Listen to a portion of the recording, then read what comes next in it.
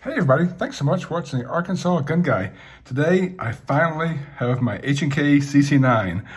This gun was introduced in October of 2024 and they've been rather elusive for non-influencers out in the real world. And it is now late January 2025 and I was able to find one online and shipped to my local FFL. And honestly, when I saw the new packaging, I haven't even opened it up to review it at the store because I just want to have a live unboxing here so you guys can see what you get. Because the very first thing you'll notice being an H&K fan is you don't get a black box with red letters. You get a red box with bits of black on there. So this is a dramatic change for me. So I really just want to take a look at this thing and see kind of what you get. You definitely have this different branding package on the packaging with the white letters with a little bit of black detail on there. This side, the same thing. You got the box slides out from here. So you have this kind of cardboard covering that slides out to the more traditional black box with red letters, but this one's cardboard instead of the traditional plastic. So on this, H&K, no compromise. All right, so then inside this,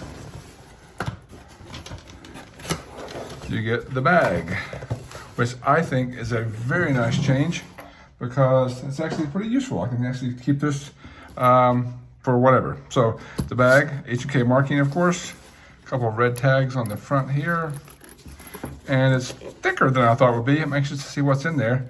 It just seems a bit thicker than I would have thought. So unzip this out, and inside here you get the owner's manual,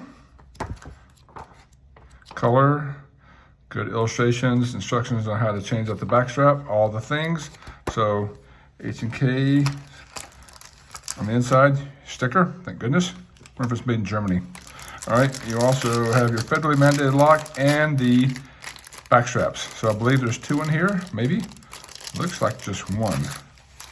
Maybe there's others, we shall see. But that's what's in this compartment. On this side, I've got this, by the way, Velcro's out, which is kind of a nice touch. I have got one 10-round magazine, 10+1 on the bottom, and the firearm itself.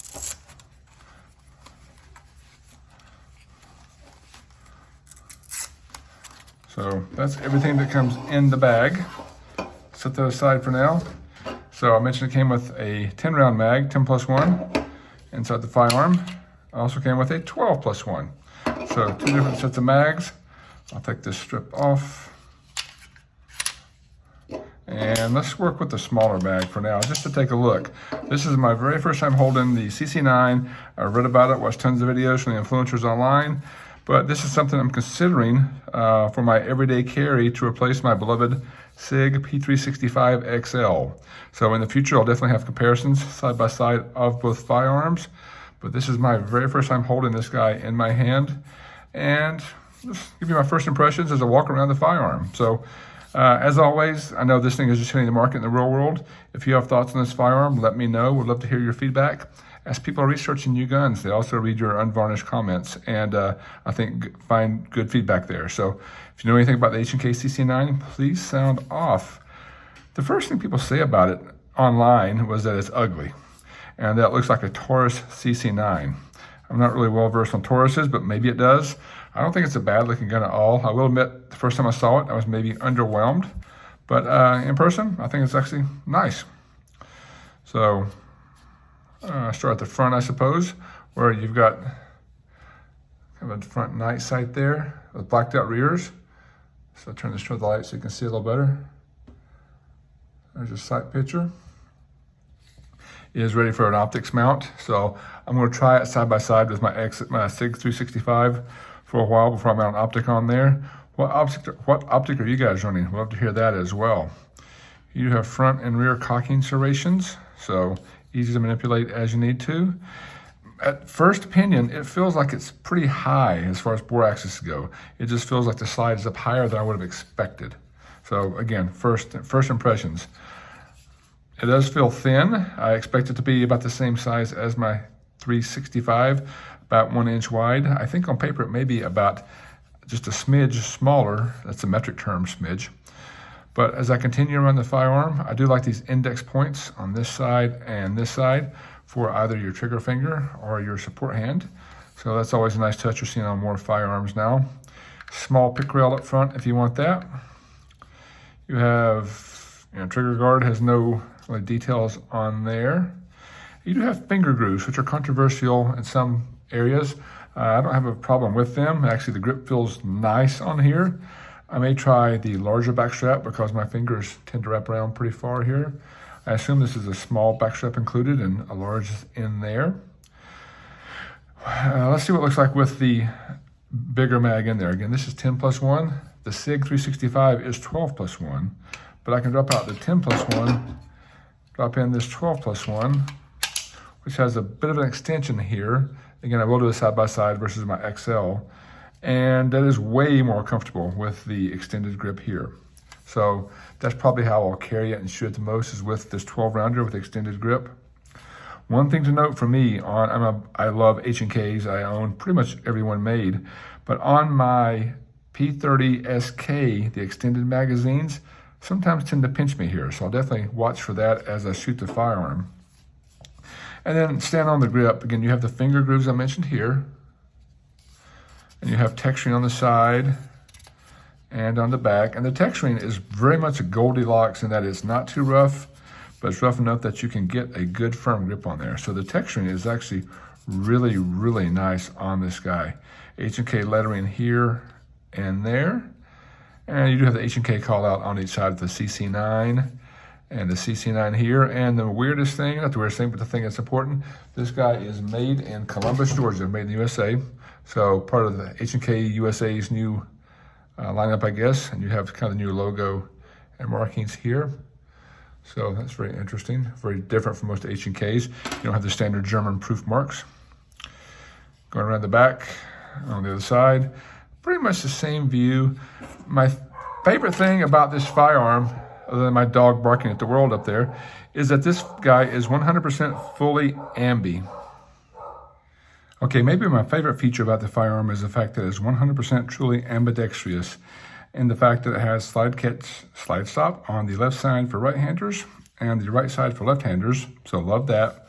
Most companies do that these days and say they're ambi. What they don't do is have a truly ambi mag release. Most of them have a reversible mag release and they call that ambi. But H&K continues their love of left-handers now with a mag release that works on this side and on this side. So those magazines fire out of there too. So love the fact that it's truly ambi. Most H&K purists are complaining a bit that it has the button mag release versus the beloved paddle releases on the bottom. I prefer the paddles as well, but I'm not going to complain because I have a gun that I can shoot and my wife can shoot and we don't have to switch anything around. So love that. Now, also take a quick look at the trigger. Trigger does have the safety dingus on here, and you can see that, hopefully I can show you this. If the dingus is not engaged, it contacts this plastic piece here and will not engage. You press the dingus and then you're clear to fire. So, and then the trigger, let's take a look at it. The trigger, oops, bang it up. Seems fine for a striker fire gun. There's your reset, small bit of take up and fire. And start again from scratch. So your initial take up is normal, and you hit the wall, and then a pretty clean break like that. And then the reset is audible, tactile, small bit of take up there, and fires again. Let's do one more look. Now. And then a small bit of take up, and there you go. So I like the trigger, it feels fine. I can't wait to look at it side by side versus the SIG. So again, watch that video coming soon. I'll finally take a look inside just to see what it looks like coming from the factory. I rotate this back, or pull that back, and I've assumed to rotate this down. And it feels stiff. Man, it's different than I thought it would be. Give me 1 second off camera. There you go. Rotate that down. I use the tip of a pen so I wouldn't scratch the firearm. Just to rotate that down. Hopefully it gets looser as we fire it. And release the slide. Comes right off. And inside, here you go.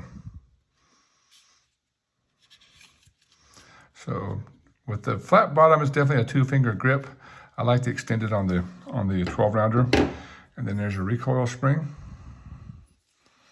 Recoil assembly, I should say. See, it looks pretty good. And then the barrel. I believe this is still cannon grade steel. Never been fired by me, at least. So interesting marking on there already.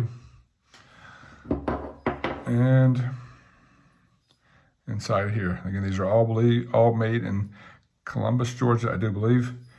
Interesting, there's some rust and corrosion there. Not rust, but definitely some markings where this guy was test fired, I guess. So that is my first look at my H&K CC9, potentially my new everyday carry, replacing the Sega 365.